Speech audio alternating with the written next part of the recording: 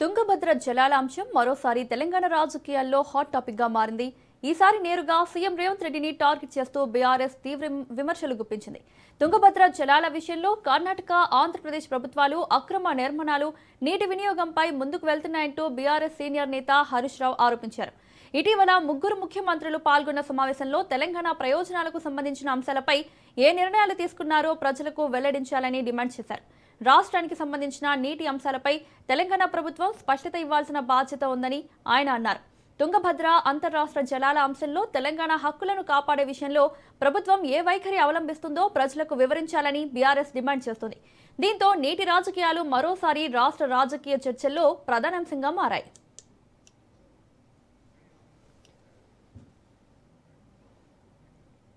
ఇదే అంశానికి సంబంధించి మరిన్ని అప్డేట్స్ మా ప్రతినిధి సైదులు లైవ్ లో అందిస్తారు. సైదులు, తుంగభద్ర జలాల అంశం మరోసారి తెలంగాణ రాజకీయాల్లో హాట్ టాపిక్ గా మారినట్లుగా తెలుస్తోంది. డీటెయిల్స్ ఏంటి?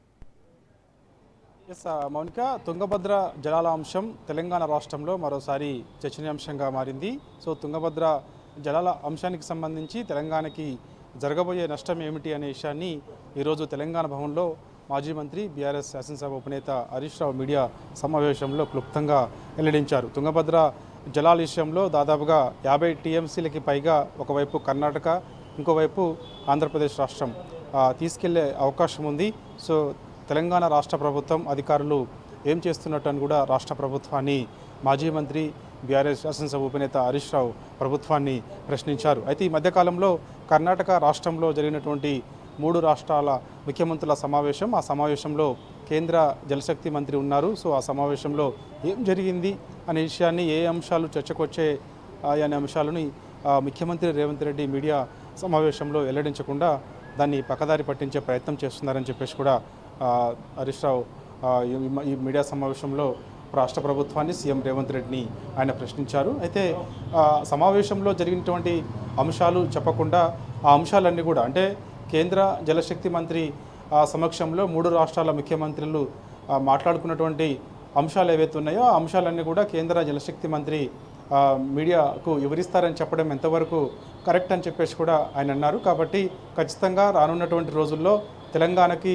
తీవ్రమైనటువంటి నష్టం వాటిల్లే అవకాశం ఉందని చెప్పేసి కూడా అన్నారు. అయితే ఆనాడు బీఆర్ఎస్ పార్టీ అధికారంలో ఉన్నప్పుడు ఆంధ్రప్రదేశ్ రాష్ట్ర ప్రభుత్వం గుండ్రేవుల ప్రాజెక్టుని నిర్మించేందుకు సిద్ధమైతే ఆ ప్రాజెక్టు నిర్మించడం వల్ల తెలంగాణ రాష్ట్రానికి తీవ్రమైనటువంటి నష్టం వాటిల్లుతుందని చెప్పేసి బీఆర్ఎస్ పార్టీ పోరాటం చేస్తే ఆ యొక్క గుండ్రేవుల ప్రాజెక్టు కోల్డ్ స్టోరేజ్లోకి వెళ్ళిపోయింది.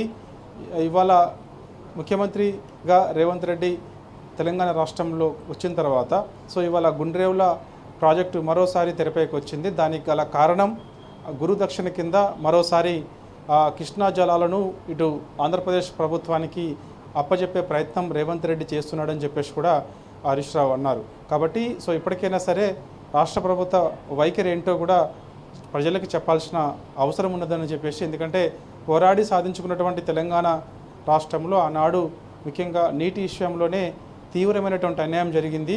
సో ఆ అన్యాయం మరోసారి కాంగ్రెస్ పార్టీ తెలంగాణ రాష్ట్రంలో అధికారంలోకి వచ్చిన తర్వాత జరుగుతుందని చెప్పేసి కూడా హరీష్ రావు అన్నారు. ముఖ్యంగా పాలమూరు నియోజకవర్గంలో కనీసం తాగేందుకు నీళ్లు లేవు, కానీ ఇవాళ కృష్ణా జలాలని పక్క రాష్ట్రాలకు అప్పగించే ప్రయత్నం రేవంత్ రెడ్డి చేస్తున్నారని చెప్పేసి కూడా హరీష్ రావు అన్నారు. అయితే పాలమూరు రంగారెడ్డి ఎత్తిపోతల ప్రాజెక్టును నిర్లక్ష్యం చేస్తూ సో సమ్మక్క సారక్క బ్యారేజీని ఎండబెడుతున్నాడు రేవంత్ రెడ్డి అని కూడా హరీష్ రావు అన్నారు. అయితే ముఖ్యంగా మొత్తం రాష్ట్ర వ్యాప్తంగా కూడా ఈ అంశాలకు సంబంధించి ప్రజలందరూ కూడా ఎదురు చూస్తూ ఉన్నారు. అసలు ఏం జరుగుతుంది, ముఖ్యంగా కృష్ణా అదేవిధంగా గోదావరి జిల్లాల్లో ఏం జరుగుతుంది అనే విషయాలు ప్రజలకి చెప్పాల్సిన అవసరం ఎంతైనా ఉన్నదని చెప్పేసి కూడా అన్నారు. కాబట్టి ఇకనైనా సరే ఆ యొక్క కర్ణాటక రాష్ట్రంలో జరిగినటువంటి 3 రాష్ట్రాల ముఖ్యమంత్రుల సమావేశంలో జరిగినటువంటి అంశాలు ఏంటో కూడా చాలా స్పష్టంగా చెప్పాలని చెప్పేసి కూడా అన్నారు. కాబట్టి ముఖ్యంగా కర్ణాటక ప్రతిపాదించినటువంటి, అంటే తుంగభద్ర ప్రాజెక్టు పైన కర్ణాటక రాష్ట్రం ప్రతిపాదించినటువంటి నవేలి ప్రాజెక్టు ఏదైతే ఉందో ఆ నవేలి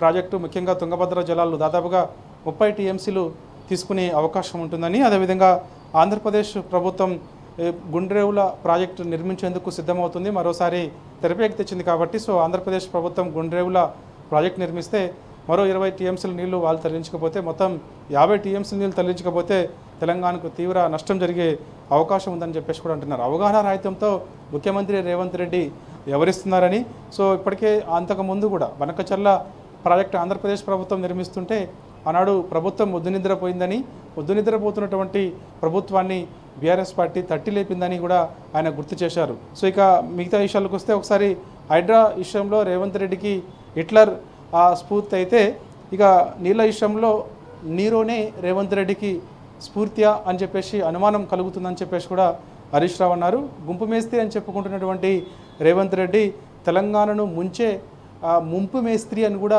హరీష్ రావు అంటున్నారు. కాబట్టి ఇకనైనా సరే తెలంగాణ రాష్ట్ర ప్రయోజనాలను, ముఖ్యంగా దీర్ఘకాలికమైనటువంటి సమస్యలు రాకుండా ఉండేందుకు సో ఖచ్చితంగా నీటి విషయంలో రాజీ పడకుండా ఖచ్చితంగా రాష్ట్ర ప్రభుత్వ వైఖరి ఏంటో ప్రజలకు చెప్పాల్సిన అవసరం ఎంతైనా ఉన్నదని కూడా ఈరోజు మాజీ మంత్రి హరీష్ రావు మీడియా సమావేశంలో వెల్లడించారు. మౌనిక, సైతులో అయితే ఇక్కడ కర్ణాటక అండ్ ఏపీ మన తెలంగాణ నీళ్లను అక్రమంగా తరలించుకుపోతున్నాయి అంటున్నారు. అయితే ఈ ఆరోపణల్లో వాస్తవం ఎంత? వాస్తవంగా కృష్ణా జలాల నీటి అంశంలో ముఖ్యంగా ఆనాడు దాదాపుగా ఆంధ్రప్రదేశ్ రాష్ట్రానికి కొన్ని వందల టీఎంసీలు కట్టబెట్టినట్టే ఇవాళ మరోసారి తుంగభద్ర నుంచి తెలంగాణకి రావాల్సినటువంటి ఆర్డీఎస్ ద్వారాగా ఇటు పాలమూరు, రంగారెడ్డి, నల్గొండ జిల్లాలకు రావాల్సినటువంటి నీళ్ళు ఏవైతే ఉన్నాయో అవి రానటువంటి పరిస్థితి తొందరలోనే ఉండే అవకాశం ఉంటుందని చెప్పేసి కూడా అనుమానం వ్యక్తం చేశారు హరీష్ రావు. ఎందుకంటే వాస్తవంగా తుంగభద్ర నుంచి ఆర్డీఎస్ అంటే తెలంగాణకు కొంత మనకి ఆ నీళ్లను వాడుకునే అవకాశం ఉంటుంది. కానీ ఇవాళ కర్ణాటక రాష్ట్రం ముఖ్యంగా ఈ యొక్క ప్రాజెక్టు నవేలి ప్రాజెక్టు నిర్మించడం ద్వారాగా నష్టం వాటిల్లుతుంది. ఆర్డీఎస్కు నీళ్లు చుక్క నీరు కూడా రాదని చెప్పేసి కూడా అంటున్నారు. సో దాంతోపాటు ఇక ఆంధ్రప్రదేశ్ ప్రభుత్వం నిర్మించబోయేటువంటి ఈ యొక్క ప్రాజెక్టు గుండ్రేవుల ప్రాజెక్టు వల్ల కూడా తెలంగాణకి రావాల్సినటువంటి తుంగభద్ర జలాలు ఏవైతే ఉన్నాయో అవి తుంగభద్ర జలాలు ఆర్డీఎస్ ద్వారాగా తెలంగాణకు వచ్చే అవకాశం ఉంటుంది. కానీ ఇవాళ కర్ణాటక రాష్ట్ర ప్రభుత్వం నవేలి ప్రాజెక్టు కట్టినా, అదేవిధంగా ఆంధ్రప్రదేశ్ ప్రభుత్వం ఈ యొక్క గుండ్రేవుల ప్రాజెక్టు కట్టినా తెలంగాణకు ఒక్క చుక్క కూడా ఆర్డీఎస్ ద్వారాగా నీళ్ళు వచ్చే పరిస్థితి లేదని చెప్పేసి కూడా అనుమానం వ్యక్తం చేశారు. కాబట్టి సో దీనివల్లనే తెలంగాణకు మరింత నష్టం జరిగే అవకాశం ఉంటుందని చెప్పేసి కూడా రాష్ట్ర ప్రభుత్వాన్ని హరీష్ రావు ప్రశ్నించారు. Mounika, right, thank you.